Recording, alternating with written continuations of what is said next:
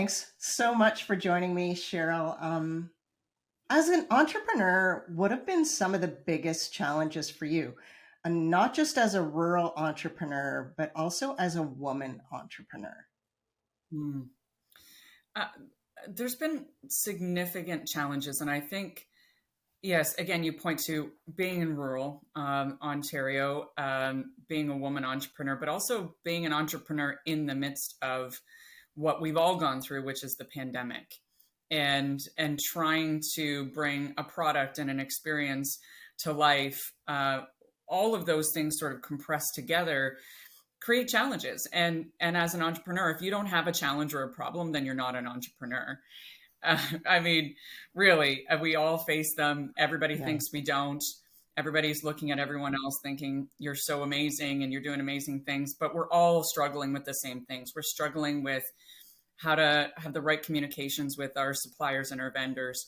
As a woman, being taken seriously in certain parts of the business, whether that's in ag or in distribution or in wholesale, and really being taken seriously is still an issue, which blows my mind, not coming from the food industry, but it's something we still struggle with, and you have to navigate that, and you have to figure out what are the fights that you want to fight and what are the ones you just need to bite your tongue and let go of and just move on. Being able to find financing, being able to figure out how to position what you're doing in a way that you're going to have people say yes to, and so many other things, but pivoting and pivoting and pivoting again. I think people are so sick of the word pivot, but it is what we've had to do. And because of the dynamic in the world right now, it's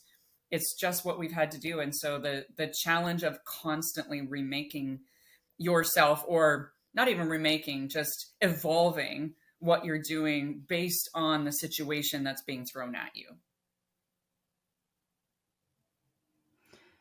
Well, you bring up a good point, because any entrepreneur faces uncertainty, and you have kind of a unique situation where you have both products and you're a tourism experience. So is there a way to manage that uncertainty in both of those realms?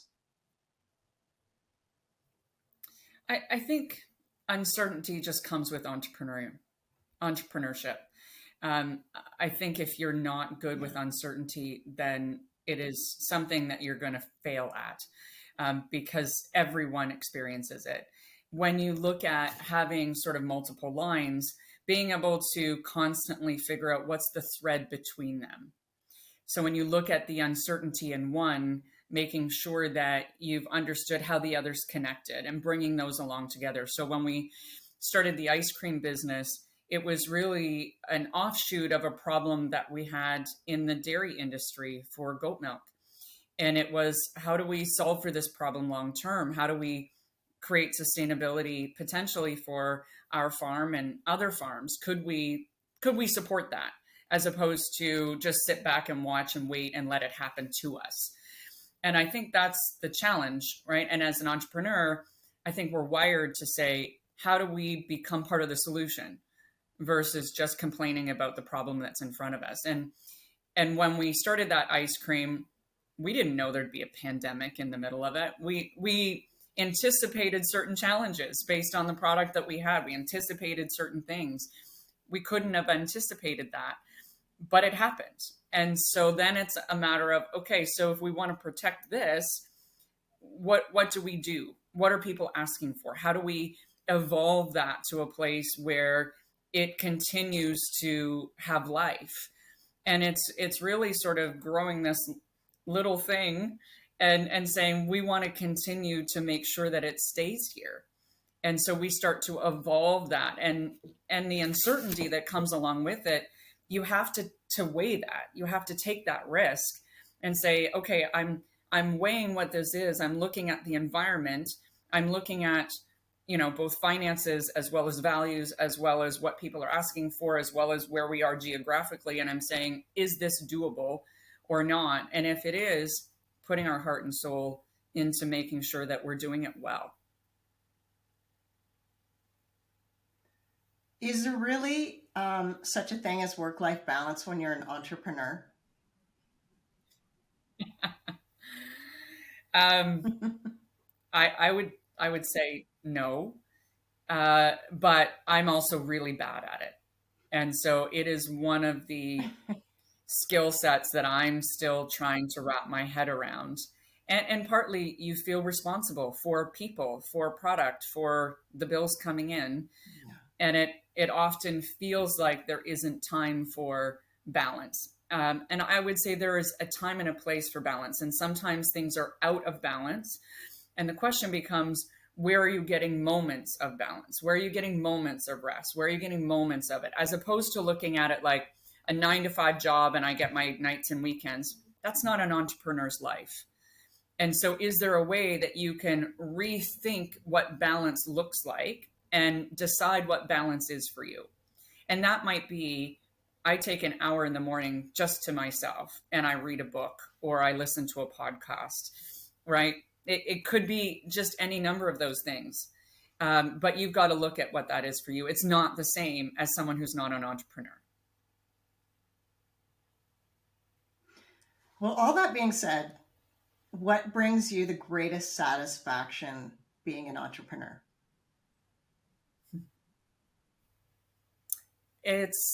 I will tell you, it's the easiest thing to answer. It's when I see the joy on someone else's face because of what we've produced.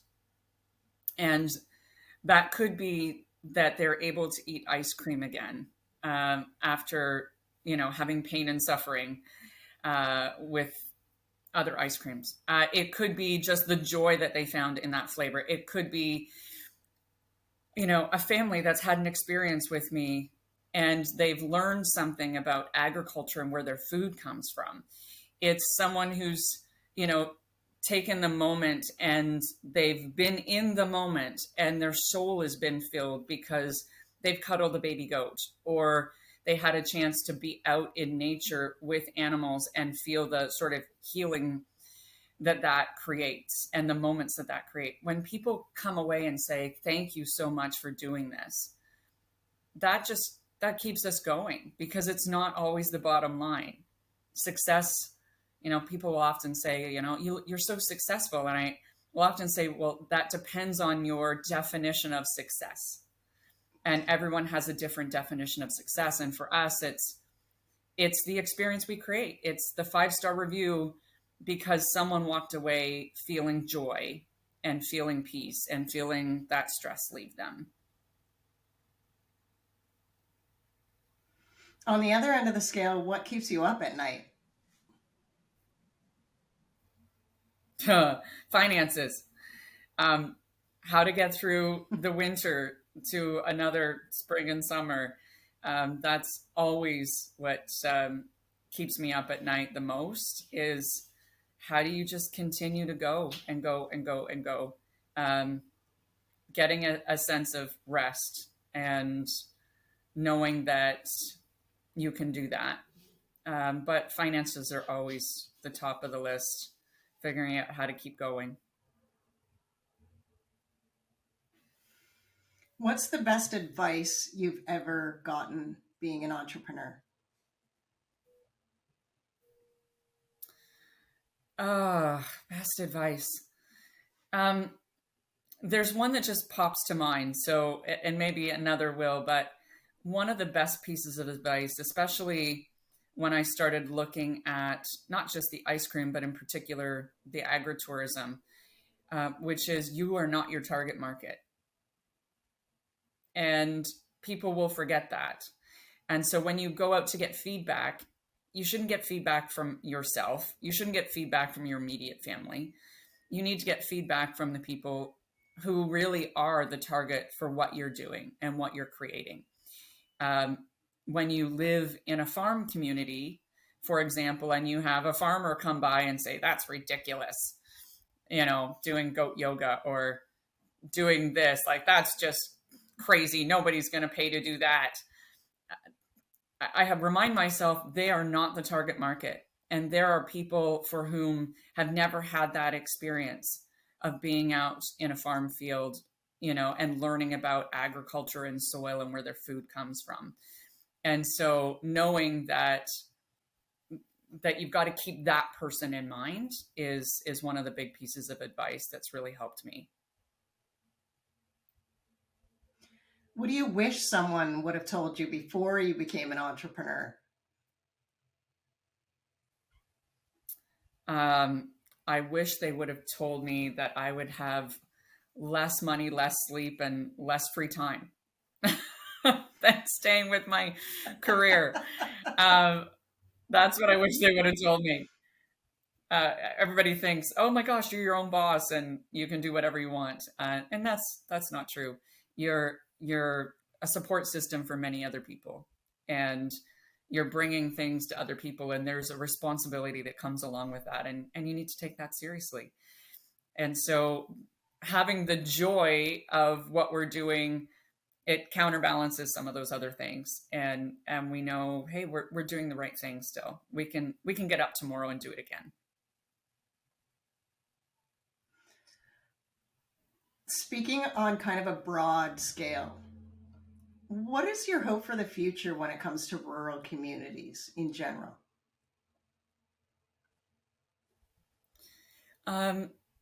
High-speed internet. And I joke, but that's absolutely true. But on a grand scale, honestly, that I think we could get back to creating these opportunities for community collaboration. And I think in Oxford County, that's happening. And I see that here, and there's a lot of collaboration that happens. But bringing back that sense of rural community, I think, is something that's really needed. And it's really needed coming out of something like COVID, where people were so separate. And I think it's something where we can be, mentors isn't the wrong word, but we can be an example to other communities that are not rural on what that can be and what that can look like, and being able to support someone over the fence. And we can do that not just at a neighbor level, but also at a business level and at a rural community level, and then expand that out and really show people what we have to offer as businesses, but also as human beings. Well, you're one of my favorite human beings, and I really appreciate and am very grateful for your time today, Cheryl. Thank you. Oh, you're welcome. Thanks for having me.